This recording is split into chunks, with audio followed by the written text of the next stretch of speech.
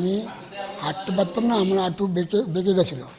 আমি পড়ে গেলে আমি উঠতে পারতাম না।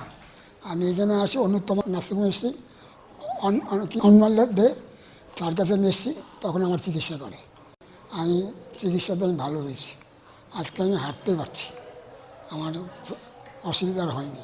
উনি 15 দিন আগে আমার কাছে এসেছিলেন, দুটো পাই একবারেই মানে বেঁকে গিয়েছিল, যাকে আমরা ফিক্সড ফ্লেক্সন ডিফর্মিটি বলি। উনি হাঁটতেও পারছিলেন না, তো আমরা দুটো হাঁটুই ওনার প্রতিস্থাপন করি এবং স্বাস্থ্যসাথী কার্ডের মাধ্যমেই হয়।